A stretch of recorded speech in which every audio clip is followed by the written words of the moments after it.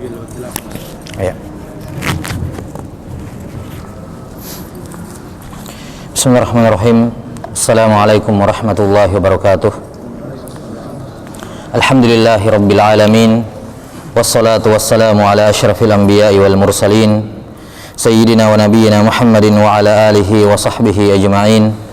Ashhadu an la ilaha illallah wahdahu la syarikalah wa ashhadu anna Muhammadan abduhu wa rasuluh. Amma ba'd. Alhamdulillah, kembali kita lanjutkan penjelasan dari kitab Riyadhus Shalihin karya Al-Hafidz Abi Zakaria Yahya bin Syaraf An-Nawawi rahimahullah yang wafat tahun 676 Hijriah. Masih dalam bab perintah untuk menjaga sunnah-sunnah Rasulullah sallallahu alaihi wasallam. Terakhir pada hadis yang ke-11 dari sahabat Abdullah bin Mughaffal radhiyallahu an, di mana beliau berkata, naha Rasulullah sallallahu alaihi wasallam anil khadfi wa qala innahu la yaqtulu as-sayda wa la yanka'ul aduwa wa innahu yafqa'ul aina wa yaksiru sinna. Muttafaqun alaih. Kata Abdullah bin Mughaffal radhiyallahu an bahwa Rasulullah sallallahu alaihi wasallam melarang dari al-khadfu, yakni melempar dengan batu kerikil kecil, ya. 6 atau dengan kelereng atau yang semacamnya, dilarang baik ketika memburu hewan buruan, demikian pula ketika berperang, ketika melawan orang kafir, yakni diantara kasih sayang Islam dalam peperangan itu tidak boleh memutilasi musuh dan tidak boleh melukai, sekedar dilukai terus dibiarkan mati lama begitu, ya. Ini kalau dalam perang yang mematikan, biar sekalian dia tidak merasakan sakitnya, ya. Nah, yang kecil-kecil semacam ini, ya, ini kata Nabi SAW, la yaqtulus sayd. Kalau kamu pakai berburu hewan buruan, tidak membunuh hewan buruanmu, ya. Kijang misalnya atau yang semacamnya,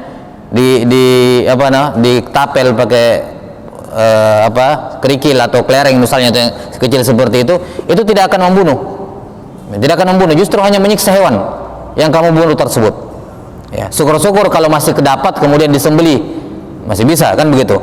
Tapi kalau kabur kamu nggak dapat dan itu hanya menyiksa dia, kamu tidak bunuh, tidak mematikan hewannya, justru hanya menyakiti. Nah, tidak boleh, kata Nabi SAW. Demikian pula itu juga tidak bisa mengalahkan musuh, yakni tidak membuat musuh itu dalam perang mati, ya. Hanya menyiksa. Wa innahu yafqa'ul ain, ya. Yang seperti itu hanya bisa melukai mata, membuat picak matanya, merusak mata. Ini orangnya tidak mati tapi matanya rusak, itu tidak dibenarkan, ya. Tidak dibenarkan. Ini lihat bagaimana kasih sayang Islam kepada hewan, bahkan kepada musuh dalam peperangan, yakni melawan orang kafir. Wa yaksiru sin, dan itu hanya mematahkan gigi, ya. Tidak boleh kalau sekedar menyiksa orang, menyiksa musuh, menyiksa hewan buruan, tidak boleh. Kalau memang mau berburu, diusahakan mati, dan matinya pun mati cepat. Makanya kata Nabi SAW dalam hadits yang sahih, Inna Allah katabal ihsana ala kulli syai'. Allah Ta'ala mewajibkan untuk berbuat baik pada segala sesuatu. Fa idza qataltum fa ahsinul qitlah. Kalau kamu membunuh, maka membunuh dengan cara yang baik. Jangan Jangan menyiksa, disiksa dulu baru dibunuh, nggak boleh. Hatta dalam perang. Ya. Karena itulah kalau kita berbicara mengenai hukuman mati dalam Islam, yaitu tidak ada cara yang lebih baik dibandingkan itu. Karena langsung lepas kepalanya dan dia tidak merasakan sakit, kan begitu. Beda kalau disetrum, disuntik mati, ditembak, ya, dengan beberapa penembak, dia masih merasakan sakitnya sebelum mati. Tapi dalam Islam kan penggal kepala itu sakitnya pun dia tidak rasa, langsung mati begitu saja. Dia tidak merasakan sakit sama sekali, nggak sempat merasakan sakitnya. Karena itulah kata Nabi SAW ketika menyembelih hewan, wal yuhidda ahadukum syafratah. Hendaknya seorang itu menajamkan memberikan kenyamanan kepada hewan yang mau disembelih.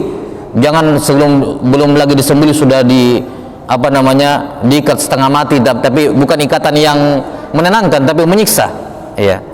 Diteror duluan mentalnya sapinya sebelum disembeli, ya. Tidak boleh. Disembeli temannya di sini sembeli, sapinya lihat ke temannya yang disembeli. Ya jangan. Sapi juga kalau lihat temannya disembeli kena mental duluan, ya. Jadi jangan ya, diberikan kenyamanan sebelum dia disembeli. Wal yuhidda ahadukum syafata. Ketika dibaringkan juga dibaringkan dengan cara yang tenang, ya. Wal yuhid dan wal yuhidda ahadukum syafata wal yurih dzabihata. Hendaknya dia menajamkan pisaunya, ya, menajamkan pisaunya supaya cepat, eksekusinya cepat ketika menyembelih hewan, dan dia nyamankan atau berikan, jangan menyiksa hewan tersebut sebelum dibunuh, ya, atau disembelih. Nah, ini sabda Nabi sallallahu alaihi wasallam dalam riwayat Bukhari Muslim, muttafaqun alaih. Wa fi riwayah, dalam sebuah riwayat ada tambahan, anna qariban libni Mughaffal khadaf, bahwa ada salah seorang kerabatnya Abdullah bin Mughaffal, sahabatnya Nabi sallallahu alaihi wasallam yang menceritakan hadis ini, dia ceritakan hadis ini kepada keluarganya. Maka ada sebagian keluarganya yang tetap melakukan itu, berburu dengan batu-batu kecil itu, ya. Fanahahu, maka dilarang oleh Abdullah bin Mughaffal, jangan lakukan. Nabi sallallahu alaihi wasallam melarang. Kenapa kamu lakukan? Nabi sallallahu alaihi wasallam biasa melarang, kamu pergi lakukan. Wa qala inna Rasulullah sallallahu alaihi wasallam naha 'anil khadaf, ya. Wa qala innaha la tasidu saida, ya. Nabi sallallahu alaihi wasallam bersabda bahwa itu tidak bisa membunuh hewan buruan. Summa ada, kerabatnya itu kembali melakukan al-khadaf, padahal sudah dilarang, sudah disebutkan hadisnya, tetap dia melakukannya. Faqala uhadditsuka anna Rasulullah SAW naha anhu summa utta takhdhif la ukallimuka abada. Saya sudah beritahukan kepada kamu bahwa Rasulullah SAW melarang dari perbuatan itu dan kamu tetap melakukannya, ya, aku tidak akan berbicara kepadamu selama-lamanya, ya. Jelas-jelas ini jarak kamu dengan Nabi SAW itu cuma satu orang, ya, cuma saya, kata seakan-akan Abdullah bin Mughaffal mengatakan seperti itu. Seandainya Nabi masih hidup dan beliau larang dan kamu lakukan, habis kamu oleh para sahabat, ya, tidak menghormati perintahnya Nabi SAW.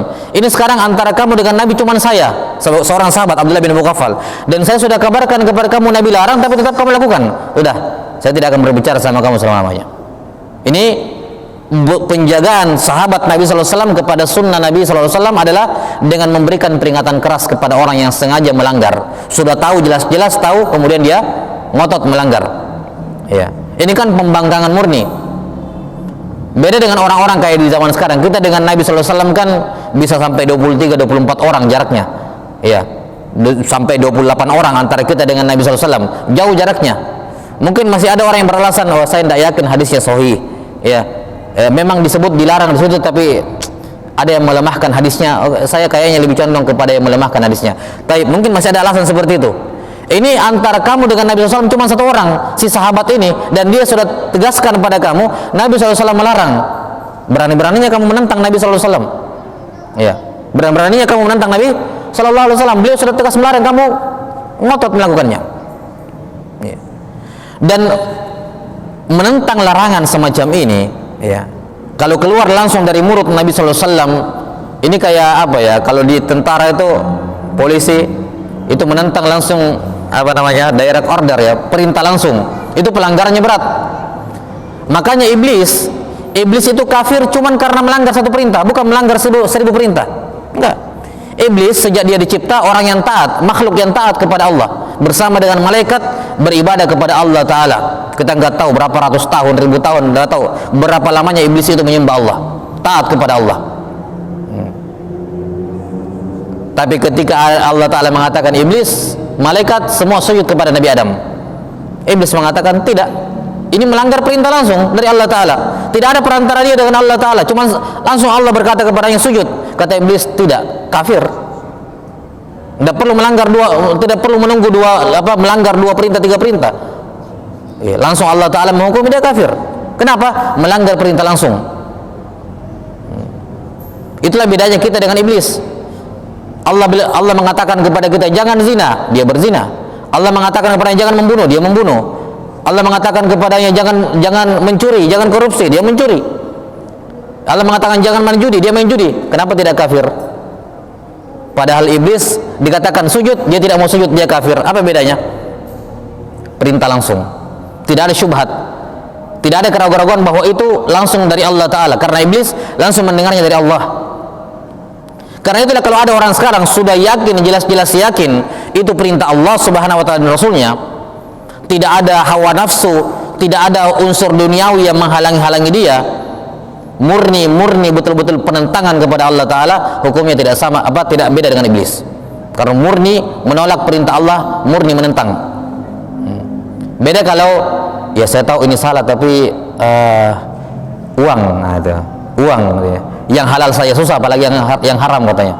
Nah, ini kan masih ada apa namanya ya, bukan dibenarkan tapi masih ada unsur yang bukan menentang Allah tapi lebih mendahulukan hawa nafsu, lebih mendahulukan uang, kedudukan, status sosial ya. Tapi dia tidak menentang Allah, tidak menentang. Saya tahu ya Allah saya salah, cuman ya ini itu maksiat, dosa besar. Nah, tapi seandainya ada orang melanggar perintah Allah Ta'ala, dia yakin betul Allah suruh ini, terus dia tinggalkan murni sebagai penentangan kepada Allah Ta'ala, maka hukumnya sama seperti iblis. Ketika iblis kafir hanya karena meninggalkan satu perintah. Karena itulah hendaknya hati-hati, waspada orang-orang yang Allah mengatakan lakukan ini, dia tinggalkan. Allah mengatakan jangan lakukan itu, dia lakukan. Hati-hati alasanmu dalam melakukannya. Karena kalau murni merupakan penentangan, kamu sudah tahu itu Allah yang bilang, ya Rasulullah SAW yang bilang, yakin kamu 100% itu dari Allah dan Rasulnya, terus alasannya cuma satu, memang menentang, ya ini bahaya sekali. Karena itulah sudah warid dalam hadis-hadis dan kisah-kisah para ulama, disebutkan dalam buku-buku sirah, bagaimana Allah Subhanahu wa Ta'ala menyegerakan orang yang menolak mentah-mentah perintah Nabi SAW, murni karena penentangan, bukan karena apa-apa, murni menentang, disegerakan hukumannya di dunia. Ada seorang juru tulis Nabi Muhammad SAW, dia masuk Islam karena dia pandai menulis. Nabi SAW mengangkat dia sebagai juru tulis. Bahkan dia pernah menjadi juru tulis Al-Quran. Ketika Al-Quran turun, ada wahyu baru turun, Nabi SAW menghafal, dipanggil orang itu, kamu tulis seperti yang saya baca. Karena Nabi SAW tidak tahu menulis, maka disuruhlah dia menulis ayat Al-Quran. Pernah satu ketika ya memang orangnya kelihatannya sudah bermasalah memang ya. Nabi suruh begini, dia inisiatif, ya Rasulullah apa saya tulis begini saja? Kata Rasulullah enggak, harus seperti yang saya bilang, tidak boleh dirubah-rubah, dari Allah itu, huruf-hurufnya, pemilihan katanya semua dari Allah, tidak boleh ada yang dirubah, walaupun sinonim tidak boleh dirubah. Nah belakangan orang ini, juru tulis Rasulullah SAW ini murtad, keluar dari Islam. Murtad, keluar dari Islam. Nah, ketika dia murtad, dijadikan sebagai apa namanya? Dijadikan sebagai tokoh oleh orang-orang musyrikin. Lihat ini si fulan, dia sudah memeluk agamanya Muhammad dan dia keluar, menunjukkan agamanya begini dan begitu. Iya, dijadikan contoh, dijadikan sebagai panutan. Ketika orang ini meninggal, dikuburkan oleh kaum musyrikin, dikuburkan di malam hari. Ketika dikuburkan di malam hari, besok paginya didapati jasadnya kembali di atas tanah. Kata orang musyrikin, ini kayaknya pekerjaannya anak buahnya Muhammad ini, ya, was dendam atau apalah. Ayo kita gali lebih dalam lagi, besok paginya ditemukan di atas bumi, di atas tanah. Digali lagi lebih dalam, sampai berapa kali mereka akhirnya menyerah. Kata para ulama, ini menunjukkan bahwa orang yang menentang langsung Rasulullah SAW, bumi pun tidak mau menerima jasadnya. Bumi pun tidak mau menerima jasadnya. Ini langsung diperlihatkan hukumannya di dunia sebelum di akhirat. وَلَنُذِيقَنَّهُمْ مِنَ الْعَذَابِ الْأَدْنَى دُونَ الْعَذَابِ الْأَكْبَرِ لَعَلَّهُمْ يَرْجِعُونَ. Kami akan memperlihatkan kepada mereka azab yang ringan sebelum azab yang berat, agar mereka kembali. Demikian pula ada sebagian orang yang pernah makan di sisi Nabi Sallallahu Alaihi Wasallam. Dia bisa makan pakai tangan kanan, tapi dia gengsi. Ya, tidak tahu apa alasannya. Apakah mengikuti budaya bangsa non Arab ketika itu, yang makan dengan tangan kiri. Ya, ketika dia makan dengan tangan kirinya di hadapan Nabi Sallallahu Alaihi Wasallam, kata Nabi Sallallahu Alaihi Wasallam, ya fulan, kul biyaminik. Wahai fulan, makan dengan tangan kananmu. Katanya, ya Rasulullah, la astati, saya tidak mampu. Kata sahabat ini, enggak, dia bukannya tidak mampu, dia hanya tidak mau. Mampu pakai tangan kanan, cuma dia tidak mau. Ini menentang perintah langsung dari Nabi SAW. Ya. Maka kata Nabi SAW, lastata'ta, semoga engkau tidak bisa. Maka seketika itu juga dia tidak mampu mengangkat tangan kanannya, lumpuh, tidak bisa lagi mengangkat tangan kanannya. Ini bukan masalah makan dengan tangan kiri, karena mayoritas ulama memandang bahwa makan dengan tangan kanan sunnah, bukan wajib. Yes? Ya. A'immatul madhahibil arba, keempat imam madhab semua sepakat bahwa makan dengan tangan kanan sunnah, bukan wajib. Maka dia dihukum bukan karena makan dengan tangan kirinya, bukan. Karena makan dengan tangan kiri makruh, tidak haram. Namun dia dihukum karena menentang langsung perintahnya Nabi SAW. Itu masalahnya. Ya. Nah, keluar dari mulutnya Nabi seperti ini, dia sengaja tolak mentah-mentah. Ya. Karena itulah dia dihukum karena itu. Dia dihukum karena itu. Ya. Diperlihatkan hukumannya di dunia. Kemudian juga ada dua kisah disebutkan oleh Imam Az-Zahabi rahimahullah dalam buku sirahnya, tentang ada seorang yang tubuhnya manusia tapi kepalanya kepala keledai. Kepalanya kepala keledai. Diceritakan kenapa? Karena dulu ketika saya mendengar hadis Nabi SAW, hendaknya lah seorang itu takut mengangkat kepalanya sebelum kepala imam dalam sholat, mendahului imamnya, i'tidal. Imamnya belum i'tidal, dia i'tidal duluan. Hendaknya lah khawatir, kata Nabi SAW, Allah Ta'ala akan merubah kepalanya menjadi keledai. Dia tidak percaya hadisnya, tidak percaya. Akhirnya apa? Apa sih yang akan terjadi? Masa ada manusia kepala keledai? Dia coba-coba angkat kepalanya dengan sengaja. Ini kan bukan apa ya? Ini murni penentangan. Ini bukan orang yang sengaja bangkit duluan daripada imamnya, bukan itu. Ya. Ini murni penentangan, tidak percaya dengan hadis Nabi SAW. Dan hadisnya riwayat Bukhari Muslim. Hadis Bukhari Muslim itu artinya apa? 100% dipastikan Nabi SAW bersabda dengannya, nggak ada keraguan, 100%. Makanya dikatakan muttafaqun alaih, disepakati semua ulama akan keabsahannya, tidak ada keraguan sekecil apapun bahwa Nabi bersabda dengannya. Riwayat Bukhari Muslim. Dia coba-coba ngetes, saya tidak percaya, coba saya sekali-sekali melomba imam. Penentangan. Ya. Dia coba satu kali, sudah langsung berubah jadi apa? Keledai kepalanya. Ini termaktub dalam buku-buku sirah. Kejadian yang dikisahkan oleh para ulama. Ada yang disebutkan dalam Al-Hakim atau yang selainnya, kalau salah di sirah juga, Syiar Alamin Nubala juga disebutkan. Ya. Orang-orang semacam ini yang meremehkan ajaran Islam, kemudian Allah Ta'ala menyegerakan hukumannya di dunia. Ya. Maka ini perhatikan bagaimana Allah Subhanahu wa Ta'ala menghukum dan menyegerakan hukuman. Jadi masalahnya adalah bukan masalah kamu melanggar atau tidak. Yani itu bermasalah, tentunya bermasalah kamu melanggar. Allah suruh kamu lakukan, kamu tinggalkan. Allah suruh kamu tinggalkan, kamu lakukan. Taib, itu bermasalah. Tapi ada masalah yang lebih besar dibandingkan melanggar, yaitu apa? Kamu pandang enteng, kamu pandang remeh siapa yang melarang. Kamu dengan sengaja menentang siapa yang melarang, sengaja menentang, meremehkan siapa yang menyuruh. Itu masalah yang lebih besar dibandingkan melanggar perintah itu sendiri. Ya. Jadi meremehkan Allah Ta'ala sebagai pemerintah, meremehkan Allah Ta'ala, memandang enteng Allah Ta'ala sebagai memerintah, itu lebih besar masalahnya dibandingkan melanggar perintah itu sendiri. Ya. Meremehkan, menganggap enteng Nabi Muhammad SAW, itu dosanya lebih besar dibandingkan melanggar larangan itu sendiri. Maka ini hal yang harus diperhatikan. Seorang harus ta'zim, menghormati Nabi Muhammad SAW, menghormati perintah dan larangan beliau, menghormati beliau, menghormati Allah Ta'ala, menghormati perintah dan larangannya, dihormati seluruhnya. Seorang muslim tidak boleh seorang bercokol dalam hatinya itu perbuatan meremehkan Allah dan Rasulnya, atau sifat meremehkan Allah dan Rasulnya, sehingga kalau dia salah, dia tahu dirinya salah, bukan karena meremehkan dan menentang. Ya. Kemudian hadis yang terakhir dalam bab ini, kata beliau rahimahullahu ta'ala as-sani asyar, hadis yang ke-12.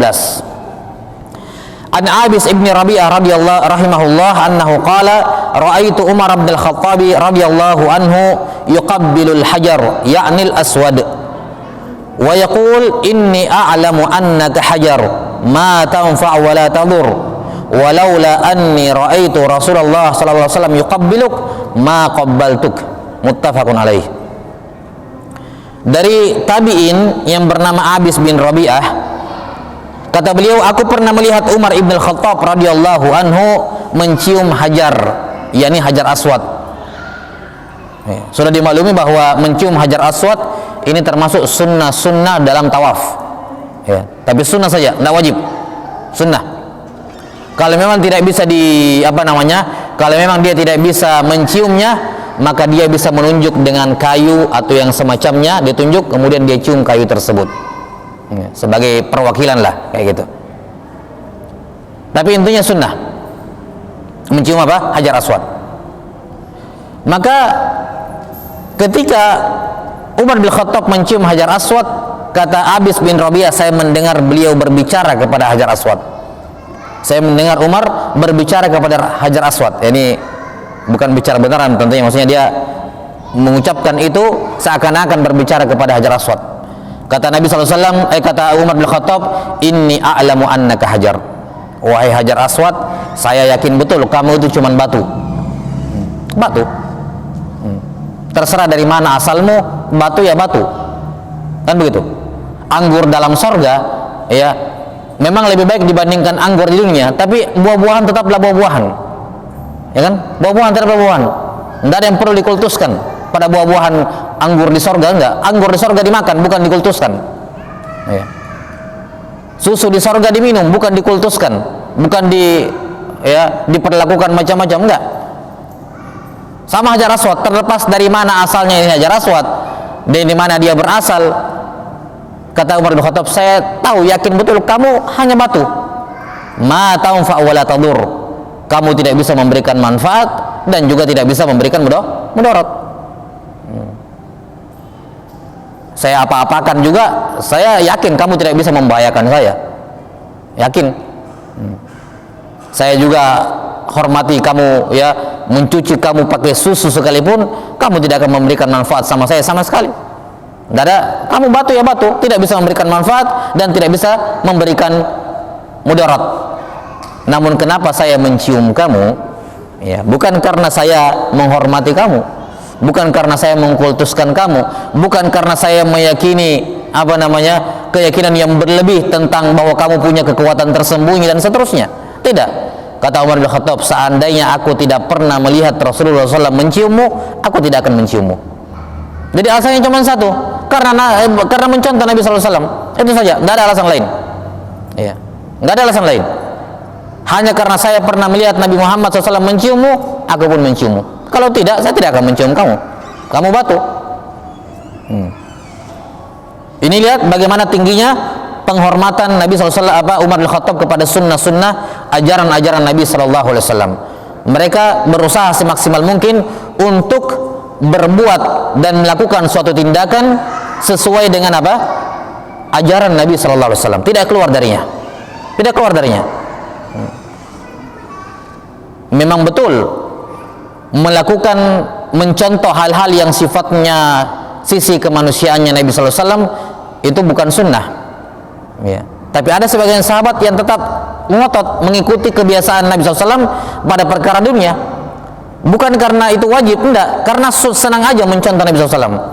Misalnya Anas bin Malik radhiyallahu anhu itu orang yang dulunya tidak suka atau tidak pernah atau tidak biasa makan timun, ya.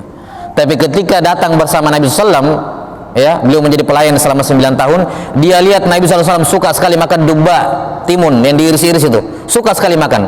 Akhirnya kata Anas bin Malik, saya sekarang juga suka. Jadi merubah selera makannya, ya, untuk mengikuti Nabi SAW. Padahal tidak wajib mengikuti apa-apa yang Nabi lakukan pada perkara dunia, tidak wajib sama sekali. Lihat sampai sini. Tapi mereka senang mencontoh Nabi SAW. Kenapa? Laqad kana lakum fi Rasulillahi uswatun hasanah. Beliau bukan hanya uswatun hasanah dalam salat, dalam haji, dalam ibadah. Beliau juga uswatun hasanah dalam cara makan, beliau juga uswatun hasanah dalam cara berbicara, beliau uswatun hasanah dalam memilih menu makanan, beliau uswatun hasanah dalam memilih jenis model pakaian, beliau uswatun hasanah pada segala hal. Sehingga walaupun memang saya tidak wajib mencontoh beliau pada pakaiannya, tidak wajib mencontoh beliau SAW pada menu makanannya, tapi saya lebih senang, sahabat ini lebih senang mencontoh karena uswatun hasanah pada segala hal. Jelas ya? Nah, ini bagaimana pengagungan. Demikian pula disebutkan dari Abdullah bin Umar radhiyallahu anhuma bahwa Nabi SAW pernah melewati sebuah pohon. Pernah melewati sebuah pohon. Karena Nabi agak tinggi orangnya, ada rantingnya agak pendek begitu, beliau kalau lewat situ nunduk, karena kan kalau tidak nyangkut kan begitu. Abdullah bin Umar masih kecil, yani beliau berdiri tegak juga tidak akan nyangkut gitu. Tapi karena ingin meniru orang-orang yang kayak kita lah. Kalau kita idola anak-anak yang suka sama tentara, suka jadi dokter, ya perilakunya kayak begitu, kan begitu. Atau dia mengidolakan superhero tertentu, ya mengidolakan ini, ya gerakannya kayak gitu. Padahal tidak ada gunanya kamu begitu. Tapi lihat begitu kecintaannya para sahabat kepada Nabi SAW. Abdullah bin Umar lewat pohon itu nunduk, padahal biar berdiri nggak nyangkut. Sekedar mencontoh karena senang dia lihat Nabi SAW. Melihat seperti itu. Sampai sebegitunya mereka berusaha mencocokkan perilaku mereka dengan perilaku Nabi SAW. Tindak tanduk mereka dengan tindak tanduk Nabi SAW. Ya. Maka ini bagaimana para sahabat radhiyallahu anhum ajmain betapa kuatnya mereka menjaga ajaran Nabi sallallahu alaihi wasallam, ya, sunnah-sunnah Nabi sallallahu alaihi wasallam, ya, bukan hanya pada perkara yang wajib, enggak, tapi pada perkara-perkara yang sunnah, bahkan pada sebagian perkara yang mubah yang walaupun tidak wajib dicontoh, mereka lebih memilih untuk mencontoh. Ya. Ini bukan wajib, tapi mereka punya pilihan untuk mencontoh manusia yang terbaik pada segala hal. Nah, kemudian terakhir di sini berkenaan dengan perbuatan Umar bin Khattab radhiyallahu an, bagaimana beliau menjaga betul, ya, dengan penuh kesadaran akan bahayanya pengkultusan kepada situs-situs bersejarah semacam Hajar Aswad. Beliau katakan bahwa kita mencium Hajar Aswad hanya karena Nabi menciumnya, itu saja, tidak ada alasan lain. Karena itulah ketika banyak orang, ya, di zaman tabi'in, banyak orang yang berbondong-bondong mendatangi pohon yang Nabi SAW membaiat para sahabatnya, yang disebut dalam Quran Baiatur Ridwan, ya, sebelum Hudaybiyah. Di situ kan di bawah pohon itu Nabi SAW membaiat semua sahabatnya. Ini dijadikan situs bersejarah, yakni banyak orang datang berkunjung ke pohon tersebut. Karena Umar bin Khattab ketika menjadi khalifah, beliau mengkhawatirkan nilai-nilai tauhid, jangan sampai ada pengkultusan berlebihan kepada pohon itu, jangan sampai ada orang macam-macam ambil daunnya, ambil kulitnya, atau gosok-gosok di situ badannya, atau dia duduk keliling di pohon ngapa-ngapain gitu. Umar bin Khattab perintahkan tebang pohon itu. Nah, pohon itu kebetulan saja di situ Nabi membaiat sahabatnya kebetulan di bawah pohon itu. Pohon itu sama seperti pohon-pohon lain, tidak ada kelebihannya. Ya, tidak ada kelebihannya. Ya. Tidak bisa dijadikan sebagai sumber berkah dan seterusnya, enggak. Umar bin Khattab menyuruh para sahabat untuk memotong pohon Baiatur Ridwan tersebut agar tidak ada lagi yang datang ke situ, karena dikhawatirkan akan adanya pengkultusan berlebih kepada benda-benda mati seperti pohon ini. Nah, wallahu taala alam bisawab. Naktabi hadzal qadar. Alhamdulillah selesai satu bab. Berikutnya bab berkenaan dengan amar ma'ruf dan nahi munkar. Wal ilmu indallah, nas'alullah ta'ala yu'allimana mimma yanfa'una wa yanfa'ana bima 'allamana, innahu waliyyu dzalika wal qadiru alaih. Subhanakallahumma wa bihamdik, asyhadu an la ilaha illa anta, astaghfiruka wa atubu ilaik. Wa sallallahu ala nabiyyina Muhammadin wa ala alihi wa sahbihi wasallam. Assalamualaikum warahmatullahi wabarakatuh.